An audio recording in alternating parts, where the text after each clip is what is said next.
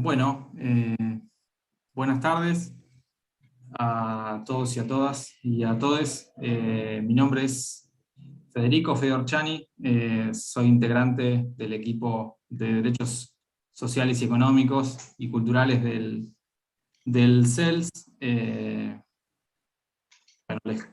Les doy la bienvenida a este ciclo de conversaciones que dimos en llamar Post en Conversación, son una serie de reflexiones que están contenidas en ese libro que editó Siglo XXI, que son reflexiones de un organismo de derechos humanos, del CELS, de la intervención durante la pandemia, como parte obviamente de las luchas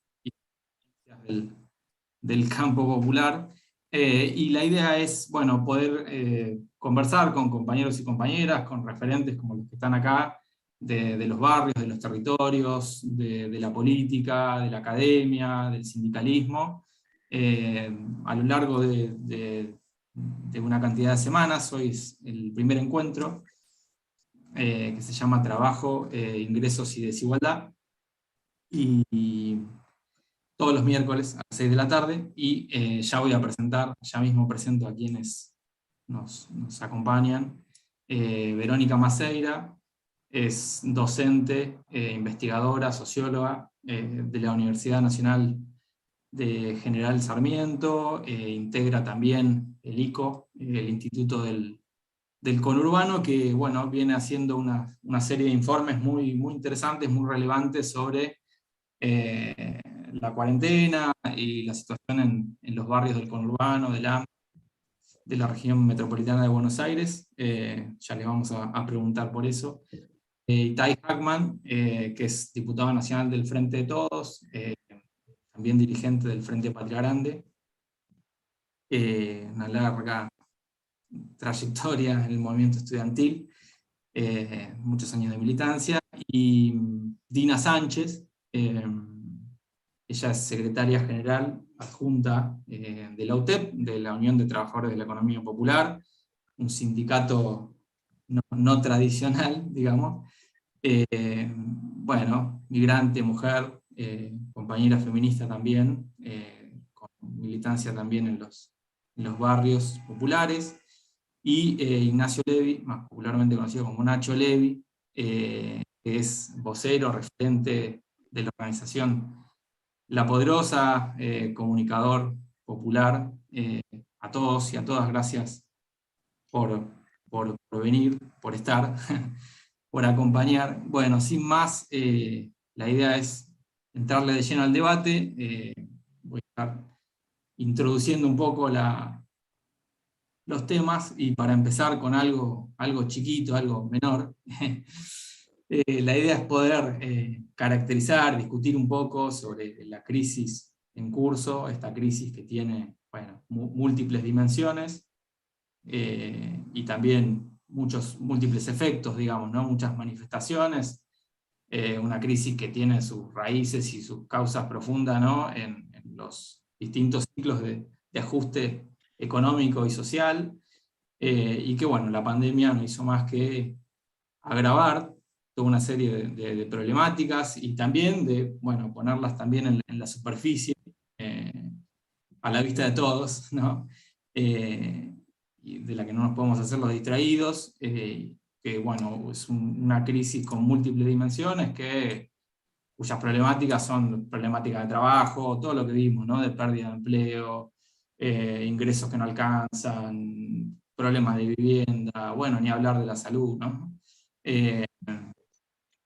Problemáticas habitacionales. Hace poco hubo un desalojo en la Villa 31, el año pasado el conflicto de tierras en Guernica, y una situación que, si bien nosotros escribimos, digamos, ¿no? Tratamos de volcar algunas reflexiones en post, en el libro, en los momentos más críticos de la pandemia, pero ahora de alguna manera, ya con la vacunación avanzada y demás, vemos con mucha preocupación cómo algunos problemas persisten y sobreviven, ¿no? Y la inflación muy alta, ¿no? Empujada sobre todo por el precio de los alimentos, algo que no deja de ser preocupante, y cómo de alguna manera no todos sufren, ¿no? De la misma manera los efectos de la crisis, no todos tienen la misma herramienta para salir de esta crisis, no todos pierden, ¿no? Con las crisis.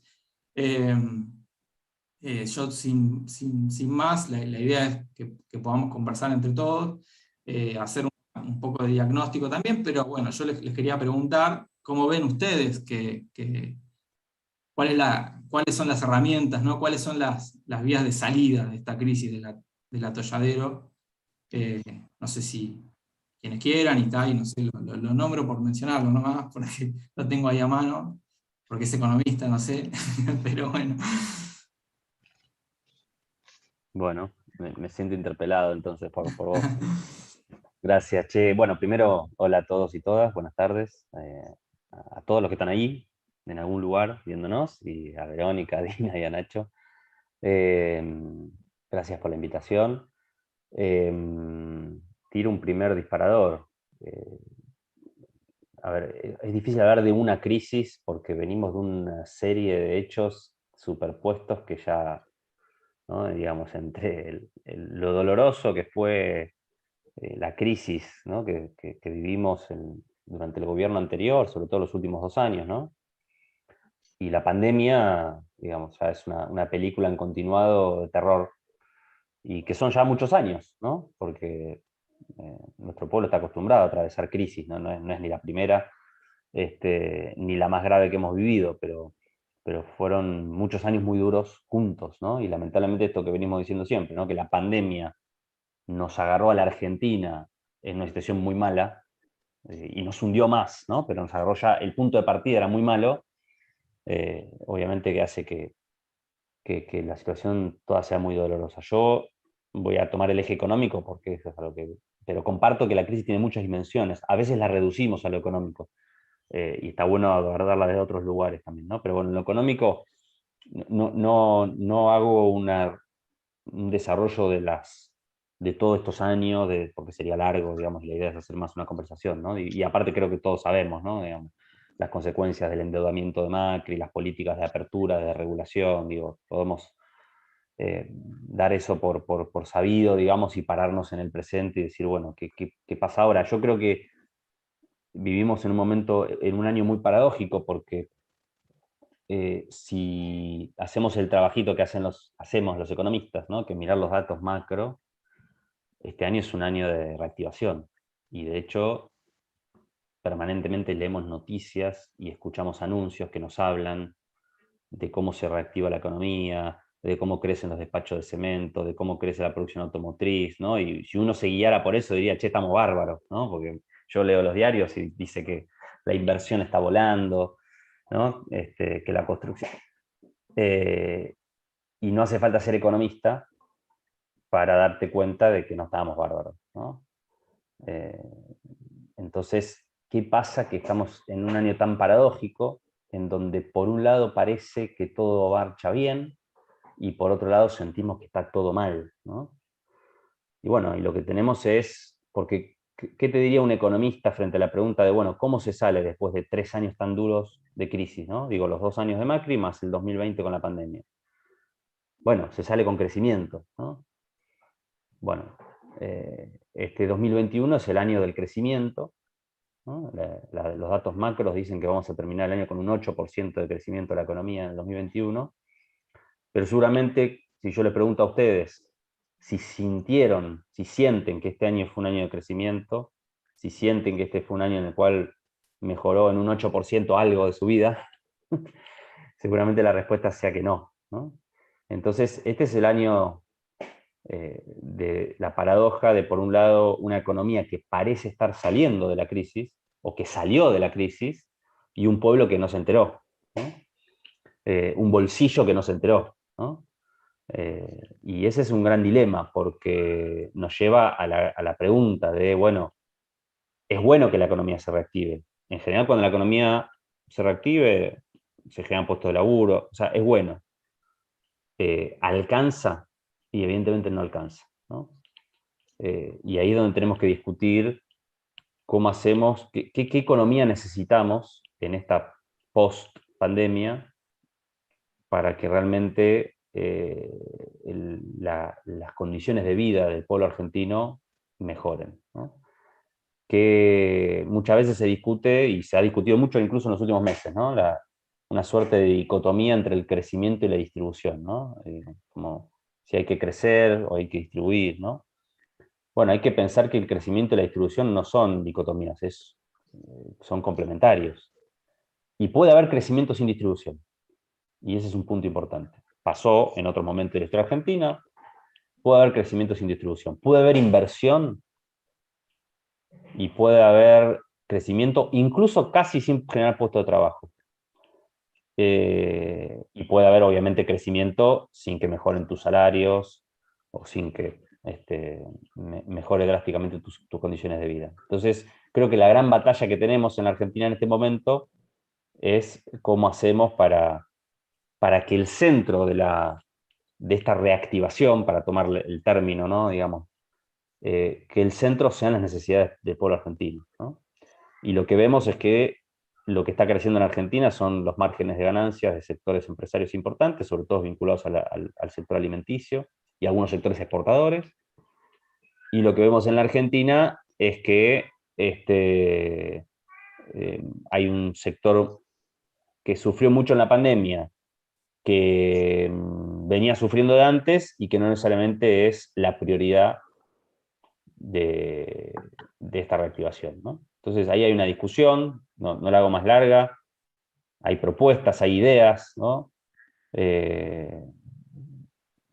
Tampoco quiero hacer una traslación mecánica con el resultado electoral, pero me parece que hay una relación, digamos, porque entonces hay que pensar con qué propuestas, con qué salidas, con qué ideas salimos de esta crisis para que realmente, por lo menos yo hablo desde este lugar, obviamente no digo que todos hablemos hoy desde ese lugar. Yo soy diputado nacional, soy militante y miembro del Frente de Todos, con lo cual yo siento una responsabilidad porque creo que el pueblo argentino nos eligió en el 2019 para sacar a Macri, para terminar con las políticas neoliberales y para, como decía el presidente, empezar por los últimos para llegar a todos. Bueno, independientemente de la discusión de por qué no se hizo hasta ahora, está claro que el pueblo argentino no siente que se haya empezado por los últimos para llegar a todos, y creo que la salida es realmente empezar por los últimos para llegar a todos, y tenemos que pensar qué significa eso en concreto, ¿no? Más allá de una frase que, por supuesto, suena muy bien en campaña. Efectivamente. Nacho.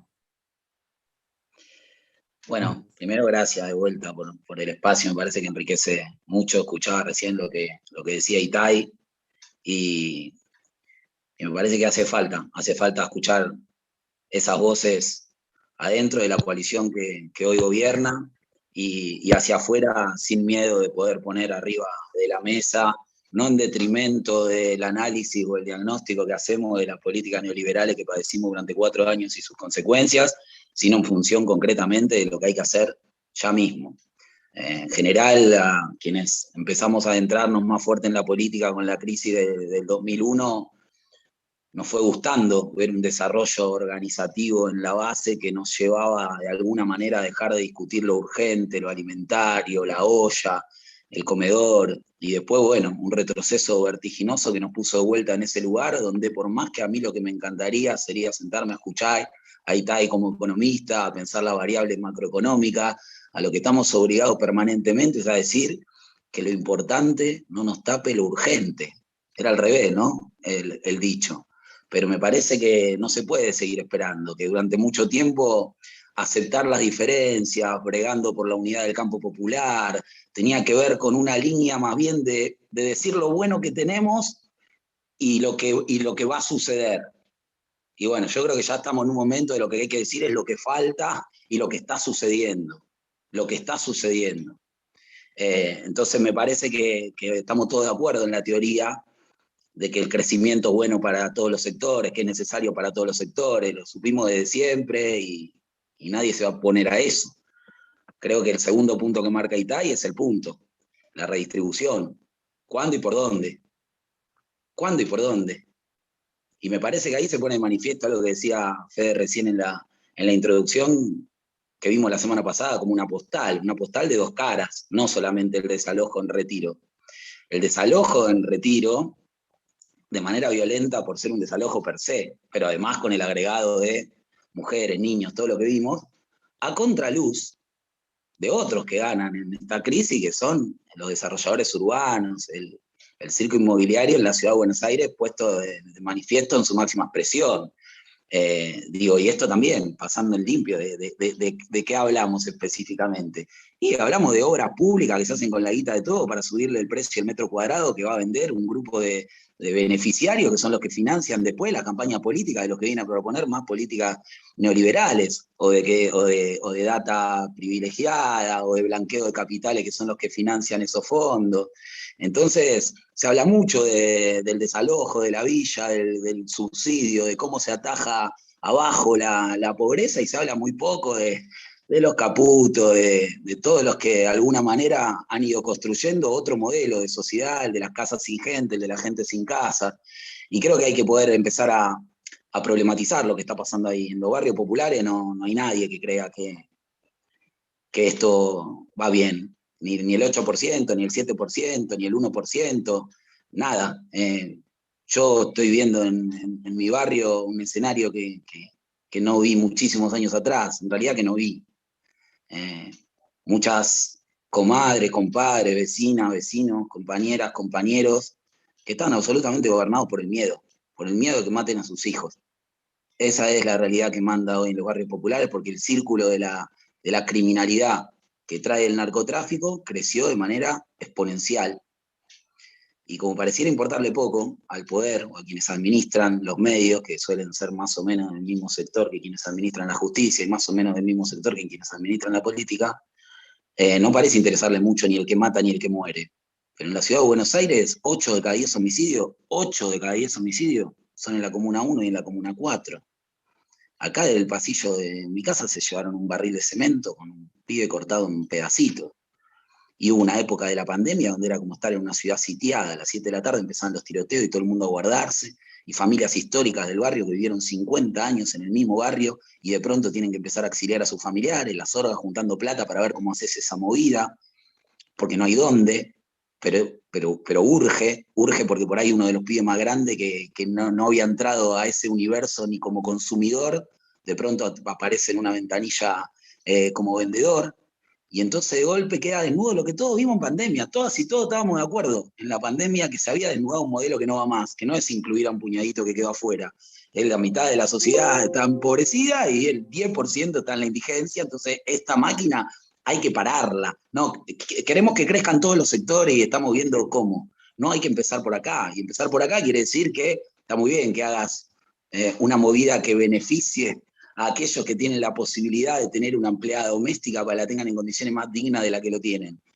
Ahora, para que esa compañera o esa vecina pueda cuidar a los hijos de otra persona, hay un montón de otras compañeras que tienen que seguir trabajando gratis en la tarea de cuidado de quienes cuidan a las hijas, de quienes cuidan a los hijos, de lo que ahora estamos intentando, lo puedan blanquear con ayuda del Estado. Entonces, empezar por otro lado significa empezar por otro lado. Creo que ahí tenemos bastante para hablar, ¿no? Se habla mucho de los choriplaneros y se habla poco de los choriplanistas, decimos nosotros, ¿no? Acá le decimos choriplanistas a los que creen que la tierra es redonda, pero está jodida por los pobres. Me parece que tiene algunos problemas que son más complicados y que discutimos muy poco de otro tipo de subsidio, ¿no? Si hay algo que no es un subsidio, es un complemento de un salario que sigue estando muy por debajo de la línea que debiera estar. Entonces nos parece que hay que empezar para ahí, para no hacerla larga, y que eso no se construye con buenos modales. Bienvenida a las compañías y los compañeros que están dentro de los arcos de la política partidaria, porque gracias a esas compañías y compañeros que piensan parecido a nosotros y hacen tanto o más que nosotros, hay un montón de gestiones que se aceleran y hay fuerza y tracción que se hace de adentro y demás. Y hay otro que estamos desde afuera, y que desde afuera venimos tratando de poner sobre la mesa las urgencias que tiene el sector, y en algo coincidimos, creo. Esto no es pidiendo por favor, esto no es con buenos modales, porque para que esa redistribución pueda empezar por donde tiene que empezar, tiene que afectar intereses. Y afectar intereses implica que te vas a tener que pelear con alguien, hermano. Porque si resulta que vamos a cambiar la justicia, pero no vamos a hablar de Milagro Sala ni de Santiago Maldonado porque parece que pianta voto y por ahí es un problema. Vamos a cambiar los medios, pero no vamos a hablar de la ley de medios porque por ahí parece que es censura y vamos a sentarnos a comer con Mañeto para ver si en realidad podemos construir una lógica. Vamos a detener la inflación, pero no vamos a poder ejecutar todo el presupuesto porque si lo ejecutamos todo se van los precios para arriba, pero no, que no evaluaste, pelearte un poquito con los marcadores de precio. Entonces, si vos no te vas a pelear con nadie por la duda que no te voten, tal vez estés llevando a la gente a pensar para qué te votó, porque esa decisión de redistribuir ahora es la decisión que se tomó cuando se le dijo que no al neoliberalismo. Entonces no hay más margen para lo que vamos a hacer o para lo que van a hacer. Ahora tienen que hacer. Ahí va, gracias Nacho. Y bueno, yendo ahí de lleno a la cuestión del trabajo y la situación en los barrios, Verónica, ustedes en el ICO, en la serie de informes que presentaron, que son muy interesantes, respecto de esta recuperación casi como en forma de K, que decía, ¿no? Y tal, como, bueno, una especie de números macros arriba, pero abajo como que no lo sentimos. Decían en el informe, un poco lo que recuperaban o lo que veían eran las dificultades para insertarse en el mercado de trabajo, ¿no? O bueno, para conseguir trabajo, para conseguir laburo. ¿Cómo se vive esa situación en los barrios? ¿Qué vieron ustedes cuando hicieron el informe? ¿Y qué estrategias, ¿no? van buscando las familias, ¿no? para enfrentar esa situación? Bueno, primero gracias por la invitación y la verdad que un gusto estar acá con el CELSI y bueno, con los referentes importantes, digamos, que se están expresando, así que les agradezco especialmente también de parte de nuestro instituto, que está haciendo un trabajo un poco tratando de, bueno, que venimos haciendo un trabajo en parte en nuestro territorio, ¿no es cierto?, en el conurbano, tratando un poco de ver y de entender cuál es la situación y de expresarla también, digamos, como caja de resonancia, a veces la universidad, digamos, de la zona donde estamos ubicados. Y bueno, un poco lo que nosotros vimos en particular, nosotros estamos haciendo estos relevamientos desde el primer momento, digamos, de marzo del año pasado, y un poco la situación actual, digamos, en comparación a la del año pasado, es la que estábamos tratando de entender. Efectivamente, bueno, un poco lo que también dice Itai, digamos, sin poner en duda, digamos, los números macro de crecimiento del empleo que efectivamente se dan en la industria, específicamente también en la construcción, digamos que hay un nivel de reactivación relativo importante, ¿no es cierto?, en términos del empleo. Bueno, nosotros lo que nos encontramos en este momento, en este relevamiento que nosotros estamos haciendo, en este caso hicimos más o menos unas 110 consultas a referentes territoriales de los 24 partidos, ¿no? Que es más o menos lo que nosotros venimos manteniendo, entre 140, 150 entrevistas. Bueno, el clima, digamos, de recuperación que se ve en los barrios de la periferia, digamos, del conurbano, que nosotros son los que estamos trabajando, que son barrios, digamos, y quiero decir, porque después salen notas que dicen, bueno, sí, en las villas y asentamientos del conurbano. No, son villas, asentamientos y son también barrios, digamos, populares que tienen la fisonomía propia de los barrios populares también, que no son villas y asentamientos, digamos, para no, digamos, no decir, bueno, es un problema en todo caso, ¿no es cierto?, de los márgenes. No, lo que estamos viendo en la periferia del conurbano es, bueno, que no se siente con la misma intensidad la recuperación del empleo, o por lo menos, digamos, que no llega con esta misma intensidad. Bueno, tratando de entender un poco la situación, a partir de las menciones que hacen los referentes, bueno, lo que vemos es que quienes efectivamente dan cuenta de la recuperación del empleo en los barrios, hacen más referencia a lo que tiene que ver con la inserción, por ejemplo, en la construcción, ¿no es cierto? Nosotros tenemos ahí, como en los barrios, efectivamente, como una paleta de ocupaciones que es acotada, es una estructura de oportunidades de trabajo muy acotada en esa zona, ¿no es cierto? Entonces, por un lado, la construcción, que efectivamente tiene una reactivación. Por otro lado, por ejemplo, otra ocupación importante, como señalaba Nacho, es la de las trabajadoras en casas particulares, ¿no es cierto? Y las trabajadoras en casas particulares sigue teniendo una retracción interanual del 20%, ¿no es cierto? Eso se suma a lo que son las dificultades de movilidad entre el conurbano y la capital, que son importantes, y más teniendo en cuenta que aproximadamente un 30% de la gente en el conurbano trabaja, ¿no es cierto?, en la capital, y lo que vemos es que eso ha disminuido esa movilidad en aproximadamente 10 puntos, ¿no? Entonces, ahí, digamos, estos son como las cuestiones más puntuales que encontramos. También lo que encontramos es que es muy difícil que, y en esto voy también a lo que decía Itai, es muy difícil, digamos, que en los barrios populares haya una percepción de recuperación del empleo cuando la situación del empleo a la que se vuelve es en todo caso a la situación prepandémica, ¿no es cierto? Una situación prepandémica en la que en los barrios populares nosotros teníamos al menos un 65-67% de los trabajadores desocupados con desocupación intermitente o de larga duración, en el autoempleo, ¿no es cierto?, con muy bajos niveles de calificación, muy bajos niveles de capitalización y por lo tanto muy bajos niveles de ingreso, o en el asalariado no registrado, ¿no es cierto? Entonces todo esto es una situación estructural previa, ¿no es cierto?, a la pandemia, que se potenció justamente, como decía Itai, en los años previos, donde lo que hubo fue un crecimiento de este cuentapropismo, digamos, de muy bajos ingresos, ¿no es cierto?, que es el colchón frente al desempleo, y bueno, todo eso es lo que quedó en una situación de riesgo enorme, digamos, durante la pandemia. Lo que nosotros vimos durante la pandemia es que hubo una intervención muy importante del Estado en términos de sostener el empleo, pero que, lógicamente, por esta estructura, digamos, propia del empleo en la periferia del área metropolitana, pero en la periferia del mundo, vamos a decir, nosotros tenemos un altísimo nivel de informalidad, entonces estos instrumentos de fortalecimiento, digamos, de preservación del empleo, efectivamente preservaron el empleo formal, pero el empleo informal de todos estos trabajadores, digamos, sufrió las consecuencias de la pandemia. Digo, digamos, esto en relación justamente a cómo actuó, digamos, o cómo influyó la situación de pandemia frente a niveles tan diferentes de protección social, digamos, porque para hablar, y para empezar, digamos, a hablar de lo que señalaban tanto Itai como Nacho, ¿no es cierto?, que todos estamos de acuerdo en relación al crecimiento, lo que no estamos de acuerdo es en relación a disminuir la desigualdad. O sea, en relación a eso no estamos de acuerdo todos, digamos, ¿no? Entonces, aquí tenemos una desigualdad importante que tiene que ver con la desigualdad respecto de la protección social, ¿no es cierto? Entonces, dentro mismo de los trabajadores hay un conjunto importante de trabajadores que tienen un nivel de cobertura,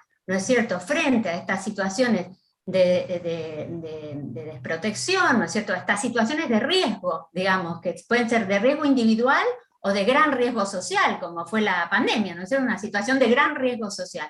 Frente a esta situación hay trabajadores que son los trabajadores regulados, pero que son una porción, digamos, que no es tan importante, y sobre todo en estos barrios, digamos, que quedan protegidos, y un conjunto muy importante, ¿no es cierto?, de trabajadores que quedan desprotegidos. Entonces, justamente, estas son las cuestiones que tenemos que, me parece, empezar a discutir, ¿no es cierto?, la gran desprotección de los trabajadores, y trabajadoras, por supuesto, de 18 a 65 años, es decir, de la fuerza de trabajo activa, ¿no es cierto?, que se encuentra en situación de precariedad y, digamos, que no tiene una protección social. ¿Por qué? Porque la protección social está vinculada en la Argentina, o fuertemente vinculada, justamente a los aportes a través del trabajo, ¿no es cierto? Entonces, en la medida en que hay un porcentaje importante de trabajadores informales en la Argentina, bueno, quedan desprotegidos frente a esa situación. Me parece que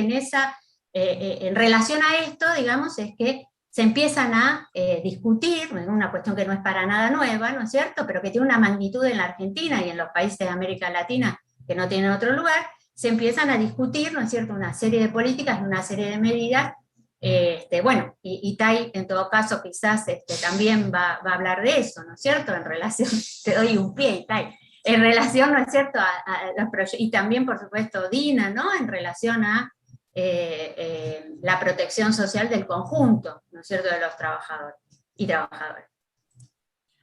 Muchas gracias, Verónica. Sí, ahora le doy la palabra a Dina. A quienes se suman ahora a la transmisión, yo entiendo que estamos saliendo por distintas redes sociales, yo los veo a ustedes acá, pero bueno, estamos saliendo por ahí.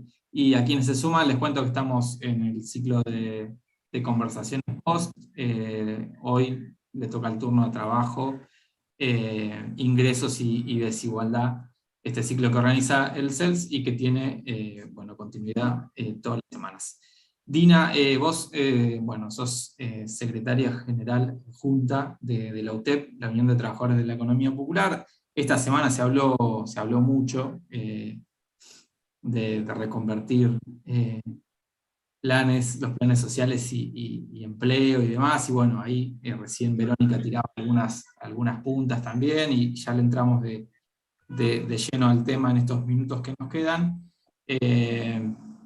Vos, yo lo que te quería preguntar es, un poco cuál es el rol que cumplen los trabajadores y trabajadoras de la economía popular en los barrios, en la vida social, y como referente de tu sindicato, de tu sector, ¿cuáles pensás que son las políticas urgentes y necesarias en este momento para fortalecer al sector?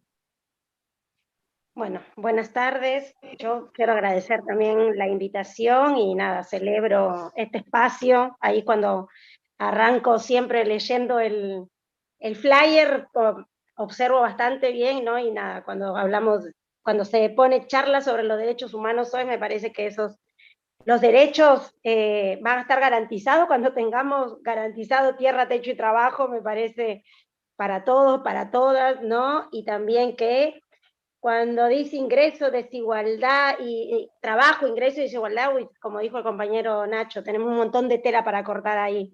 La conversación puede ser muy larga. Mira, a mí me parece que el rol que tenemos es un rol esencial, ¿no? Desde la alimentación, el acompañamiento sanitario, el acompañamiento a compañeras en situaciones de violencia, hasta las obras de integración urbana que la venimos sosteniendo con mucha fuerza, ¿no? Y que para fortalecer, en primer lugar, yo creo que tiene que haber un reconocimiento, ¿no?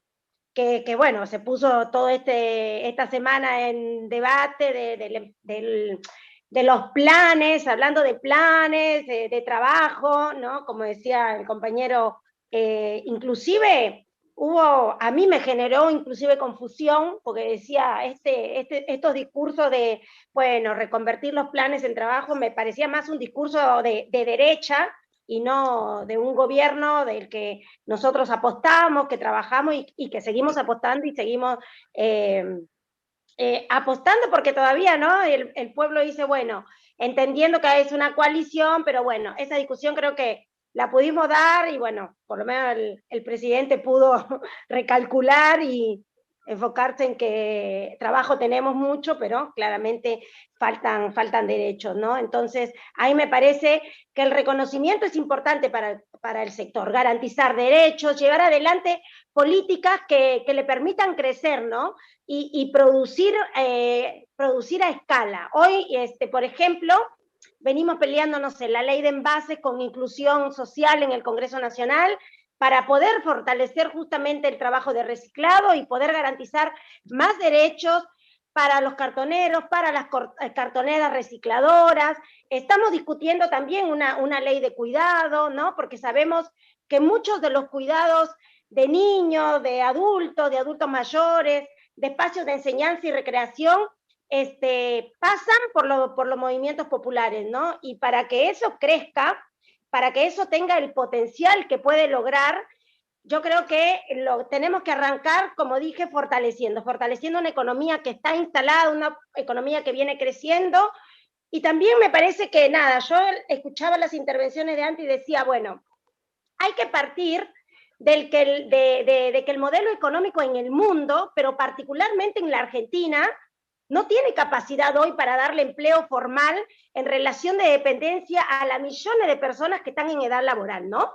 Hay una idea de que la reactivación económica va a solucionar todo, y la verdad que nosotros creemos que no es así. Partimos de que aún con el mayor crecimiento del mundo, hay personas que no se pueden reinsertar en el mercado, ¿no? Y no solo hablamos de personas mayores de 40, 44 años, sino que son millones, ¿no? Porque, vuelvo a repetir, el mercado no tiene capacidad, y yo creo que frente a eso muchos y muchas se han inventado su propio trabajo, ¿no? Después pueden estar organizados, organizadas o no, pero cada vez hay más gente que sale a cartonear, a vender en la calle, a rebuscárselas, y también hay más gente que tiene que garantizar la alimentación en los comedores populares, ¿no? Nuestro pueblo, yo creo que tiene esta característica, ¿no? Que siempre se las ingenia, pero la realidad es que cada vez es más difícil, y por eso creo yo que nosotros desde la UTEP estamos planteando políticas como es el salario básico universal, como una política que garantice que nadie quede por debajo de la indigencia, porque estamos convencidos que tiene que haber política y no programas, ¿no? Que a veces los programas son arbitrarios, y tampoco una política de corto aliento, sino una política que planifique, que asuma la realidad, que viva la realidad que se vive en la Argentina, ¿no? Y que garantice que ninguna persona esté parada por debajo de la indigencia. Y retomo las palabras del compañero Itai, ¿no? Cuando hablamos de empezar por los y las últimas, de escribir esa hoja en blanco, yo creo que pensemos en transformar o levantar la Argentina, y siempre va a tener que ser de abajo para arriba, pero no porque suene un discurso, sino porque somos sectores que venimos siendo golpeados. No en esta pandemia de 2 años. A nosotros la pandemia nos viene arrastrando hace 6 años, ¿no? Con mucha fuerza, y me parece que ahí tenemos que ser realistas y objetivos a la hora de llevar adelante a la hora de llevar adelante la planificación de políticas, no de programas. Estoy hablando de políticas, ¿no? Que, no sé, el salario básico universal, que sea una transición para que esa persona se pueda insertar en lo que es el empleo formal, ¿no? Con derechos laborales, pero en el mientras tanto tenemos que garantizar que esas personas que dejó reflejado el IFE no caigan en la indigencia, ¿no? Eso. Bien, gracias, Dina. Vos decías ahí, decía Dina, tiene que haber reconocimiento, ¿no?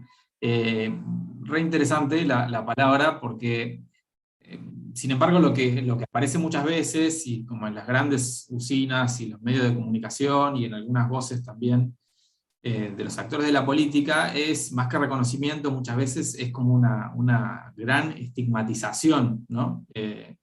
Sobre los trabajadores de la economía popular, sobre los compañeros y las compañeras de los barrios, sobre los habitantes de los barrios, como si ahí estuviese el problema de la desigualdad y no en otro lugar. Yo le quería preguntar primero a Nacho y después a Itai.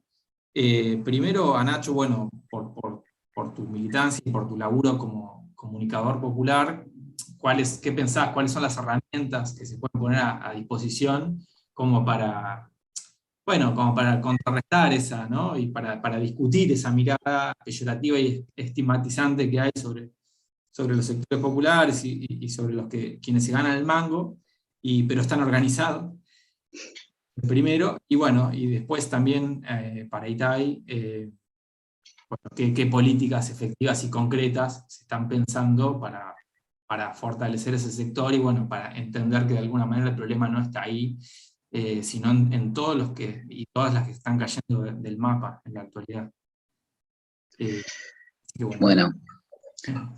Primero quiero subrayar o poner la firma a todo lo que dijo recién la compañera Dina, o representa la realidad de muchas compañeras, de muchos compañeros, y quiero tomar 2 cosas que dejó. La primera, la que trae vos, el reconocimiento, ¿no? Cuando hablamos de reconocimiento a tantas y tantos trabajadores de toda la vida que han enfrentado la adversidad de mucho tiempo antes de que venga la pandemia, creo que ahí están las soluciones que muchos quieren llevar desde afuera, las podrían ir a buscar. Reconocimiento no es una cocarda, que bien lo valdría, ¿no? Pues escuchamos hablar de esenciales desde el personal de la salud, que por supuesto lo es, el personal de seguridad, los camioneros, pero los camioneros bajaban esos 10 millones de alimentos que el propio gobierno se golpea al pecho diciendo mandamos alimento para 10 millones de personas y nadie nunca jamás se preguntaba quién lo cocinaba ese alimento. Así que, para empezar, quiero poner ahí el resaltador, ¿no? Y en lo que trajo de los alimentos también, porque a veces parece que si hablamos de alimentos le bajamos el precio al debate, ¿no? Y eso habla muy claramente desde dónde se da el debate. Porque ningún debate se puede dar si no saldamos primero de la cuestión de los alimentos, y nosotros somos una organización que no es ni la más grande ni la más chica, pero es una organización que tiene la posibilidad de estar acá, por ejemplo, y nos deben 490 toneladas de mercadería desde octubre del año pasado. Imagínate la situación de los comedores populares que están más aislados, que tienen menos contacto con la capital federal. La situación es dramática. Entonces, que lo importante no nos tape lo urgente. Vamos a hablar de política, vamos a hablar de nuestra filosofía existencial, pero primero hay que cumplir con que todas y todos podamos comer. Porque más que transferir guita, hay que garantizar derechos. Y me parece que de eso viene hablando la compañera Dina. Después, en segundo lugar, quiero hacer una autocrítica que es nuestra colectiva y ponerla acá también para compartirla con compañeras y compañeros que sentimos del mismo lado de la historia.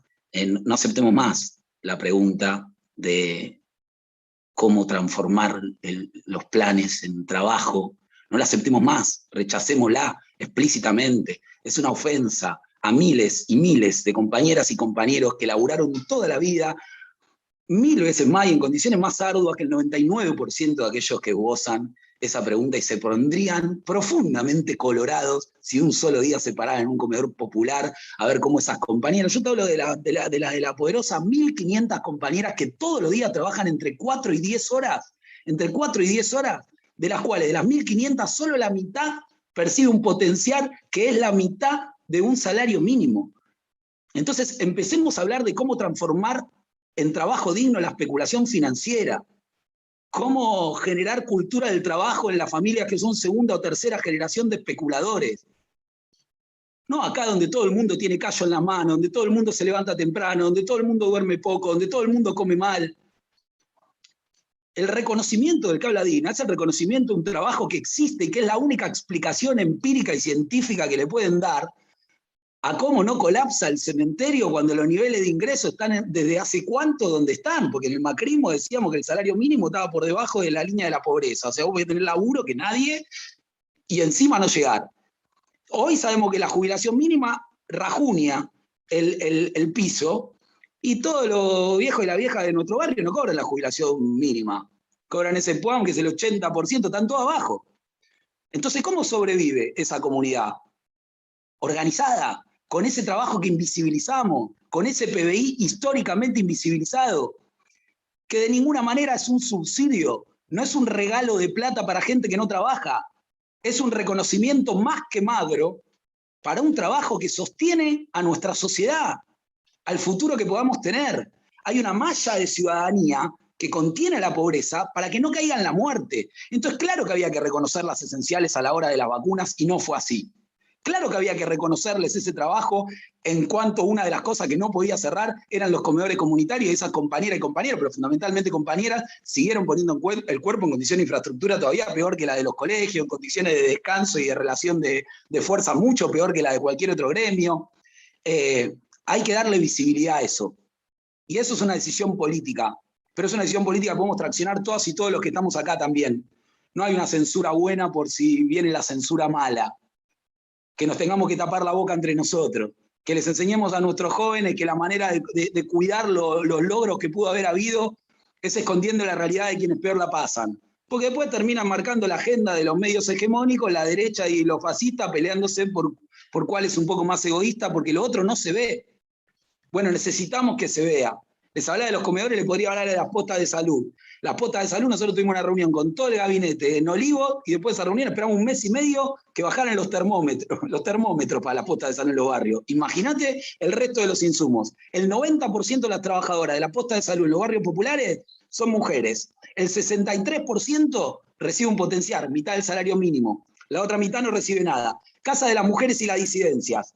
El 58% de las mujeres que trabajan en esas casas que dan sostén a muchas vecinas que pueden salir del círculo de violencia por ahí, porque no existe un subsidio para esas, cobran un potencial, mitad de salario mínimo. De nuestras cooperativas, el 30% no recibe ni un potencial.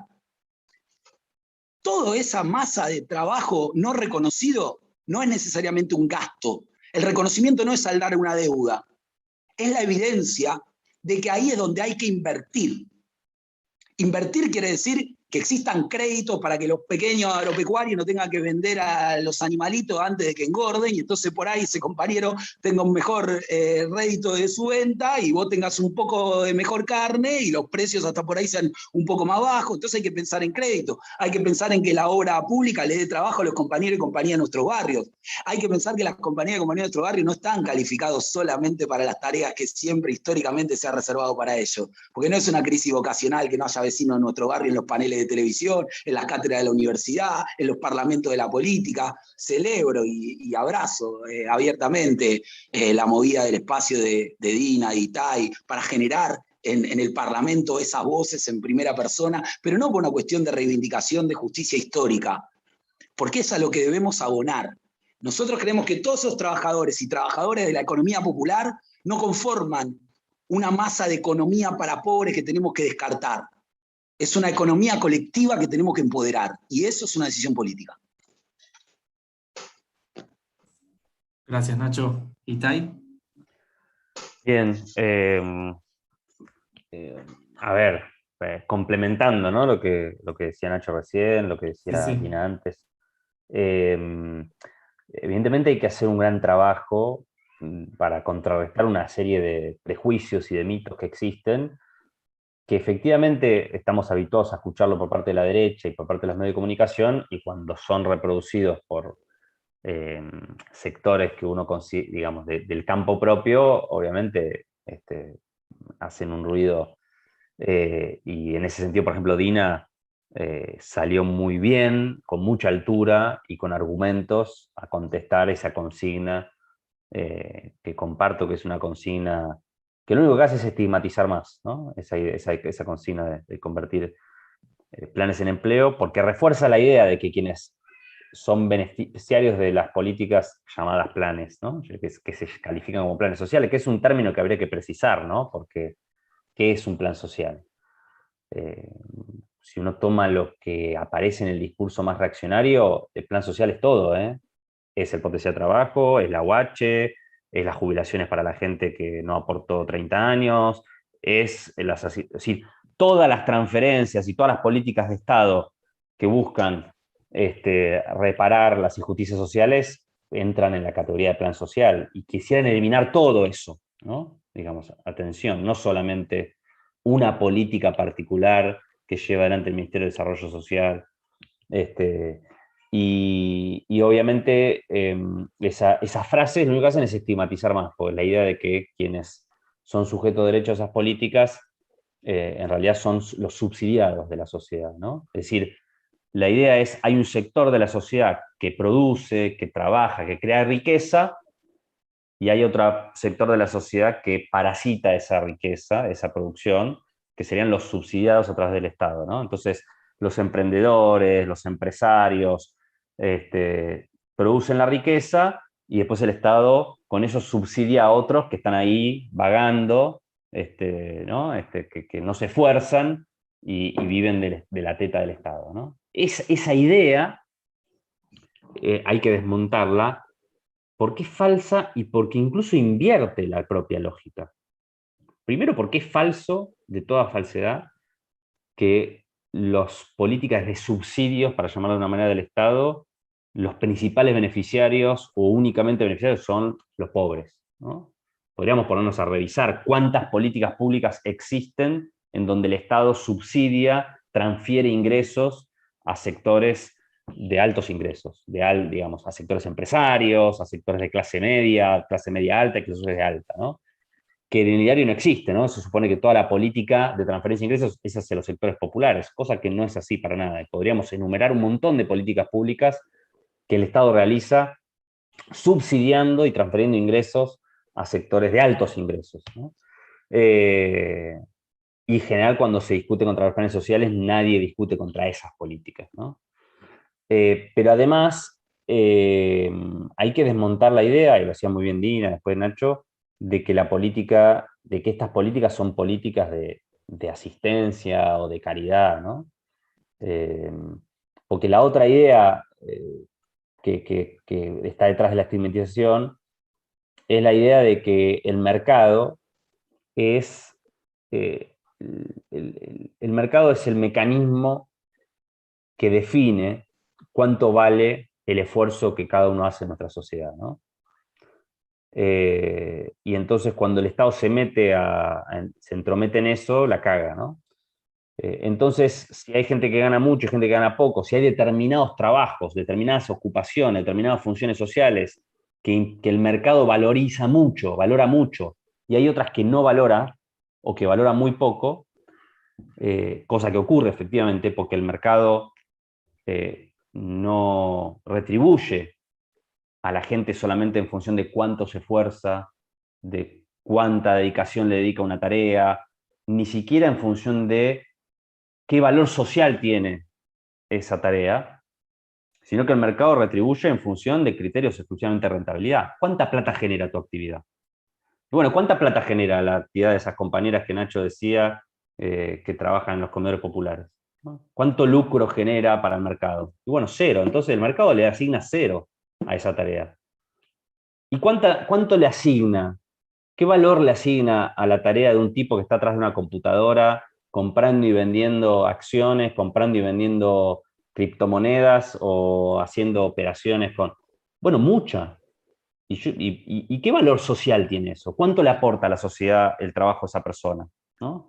Entonces, si tomamos al mercado como fuente para nosotros como sociedad definir cuánto vale el trabajo, la dedicación, la ocupación, las tareas que realiza una persona, lo único que vamos a hacer es reproducir una lógica que tiene más que ver con la rentabilidad que con la valorización o el valor que le damos a lo que hace cada una de las personas. Entonces, cuando el Estado hace esas inversiones que decía Nacho, lo que está haciendo es tratar de corregir un poquito esa asimetría injusta que el mercado produce, ¿no? Que es asignarle valor cero a un montón de tareas y asignarle un valor extraordinario a un montón de otras que no necesariamente tienen una utilidad social, ¿no?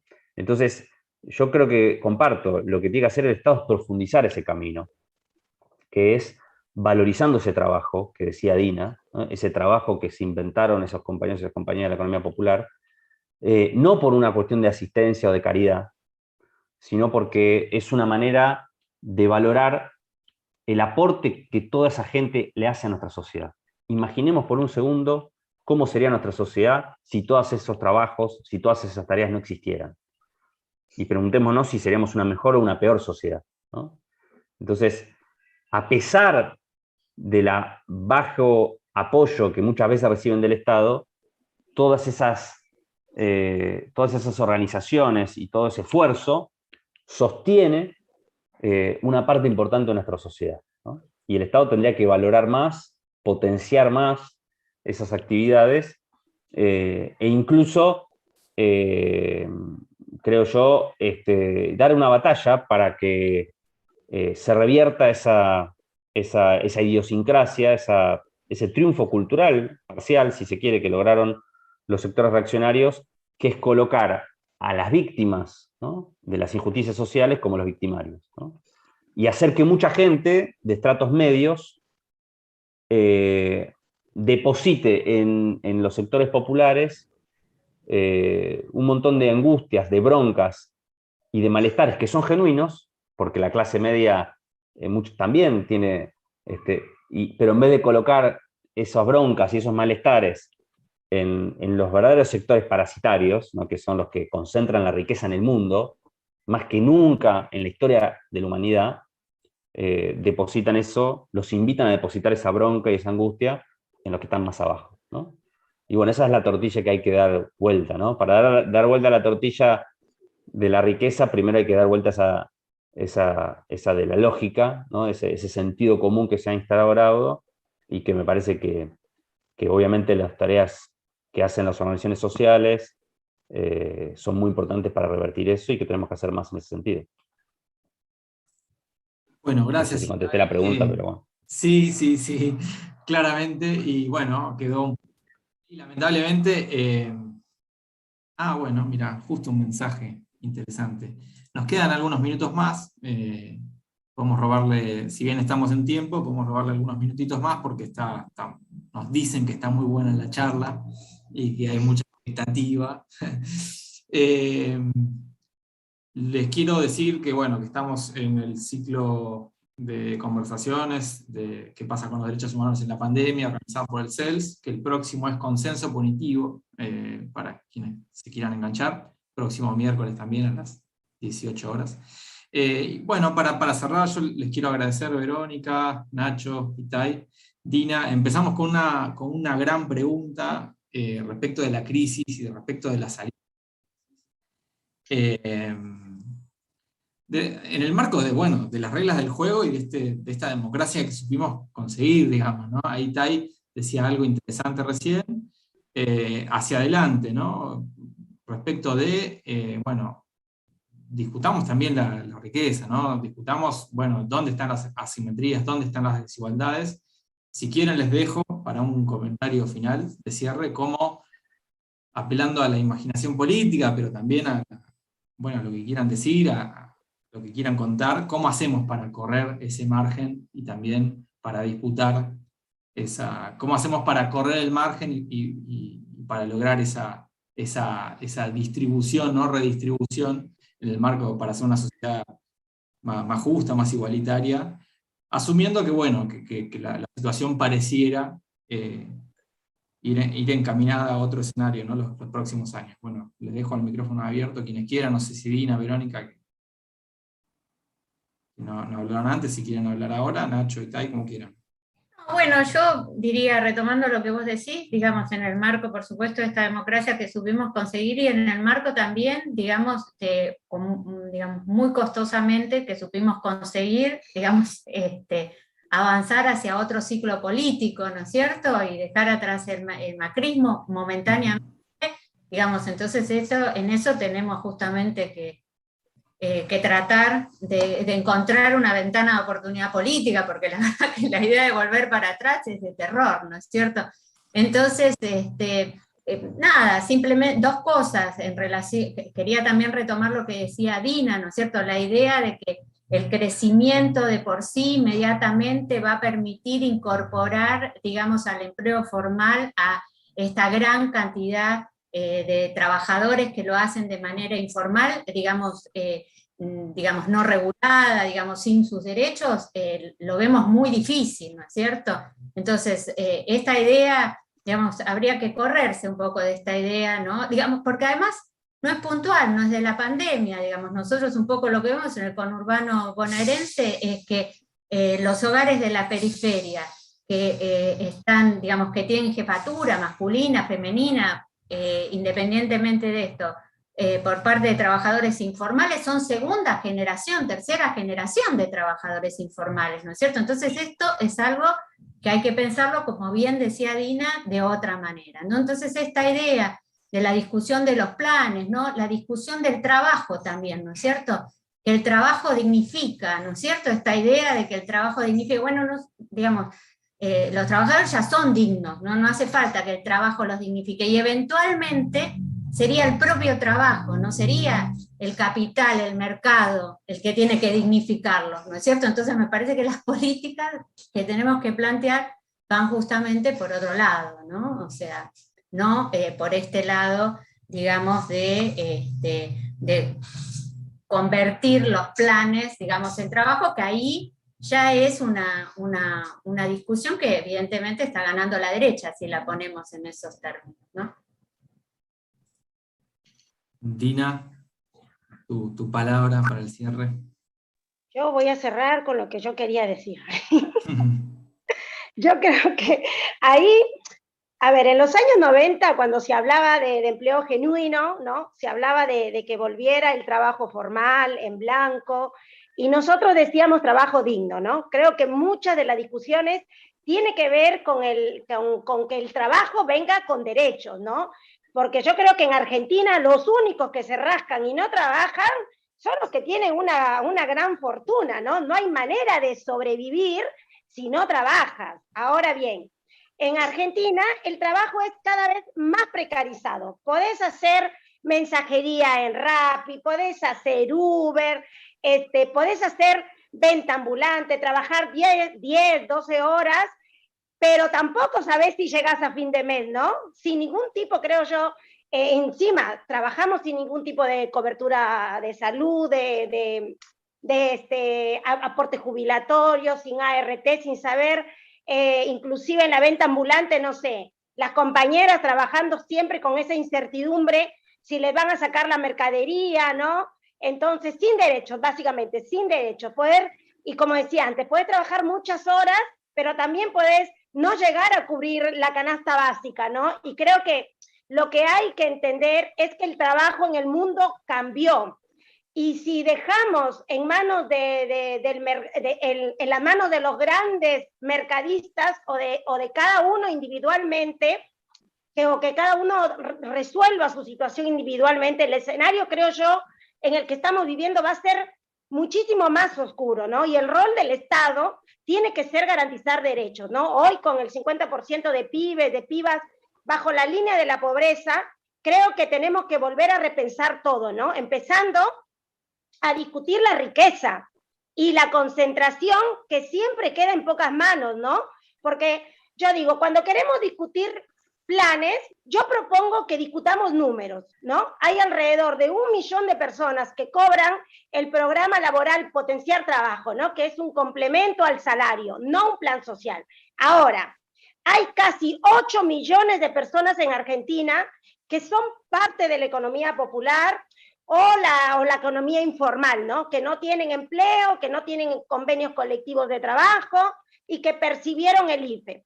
Yo creo que si no miramos esos números y pensamos políticas en función de eso, vamos a seguir haciendo eslogan de campaña como esto de decir transformar los planes en trabajo, ¿no? Y después, cuando ahí Fede decía, a ver, ¿hay margen de distribución de la riqueza? Yo creo que siempre hay margen. El problema es dónde se ponen las prioridades. Hoy en Argentina se garantiza más subsidios a las empresas que lo que se invierte en política social, ¿no? Para nosotros y nosotras, una prioridad es el salario básico universal. Es decir, que garanticemos una cobertura y un piso mínimo para que ningún trabajadora en edad laboral caiga en la indigencia, ¿no? Y tiene que ser una política universal porque se demostró justamente con el IFE esas más de 8 millones de personas que tienen un empleo informal y que se quedaron en la nada porque duraron casi 2 años la pandemia y el IFE, no sé, creo que habrá sido 3, 4 veces y ahí se terminó. Entonces me parece que tenemos que empezar para poder, vuelvo a repetir lo que dije en mi primera intervención, empecemos a transformar la Argentina de abajo para arriba, empecemos a dejar de hablar de la pobreza y empecemos a discutir realmente cómo tiene que ser la riqueza, la repartición de torta, ¿quién se la lleva? Porque nosotros los pobres no hemos seguido perdiendo y yo creo que hay sectores que no han perdido ni siquiera en la pandemia. Entonces tenemos que empezar a discutir la riqueza, no la pobreza, y a la hora de diseñar las políticas públicas tienen que estar los sectores, ¿no? Porque yo siempre no me voy a cansar de decirlo. Unos pueden hablar por experiencia y otros unos hablan por ciencia y otros hablamos por experiencia. Entonces estaría bueno que para escribir esa hoja en blanco esté la ciencia y la experiencia, ¿no? Así que nada, un agradecimiento y un lujazo compartir este panel con grandes compañeros. Muchas gracias, Dina. Le damos un aplauso. Bueno, ¿les parece? Cerramos acá. Trabajo, dignidad y cambio social. Había una consigna hace algunos años que tiene bastante actualidad. Ahora es tierra, techo y trabajo. Tierra, techo y trabajo para todos. Así es. Muchas gracias, compañeros, compañeras. Gracias, Che. Y nos vemos en la próxima. Muchas gracias, un lujo, gracias.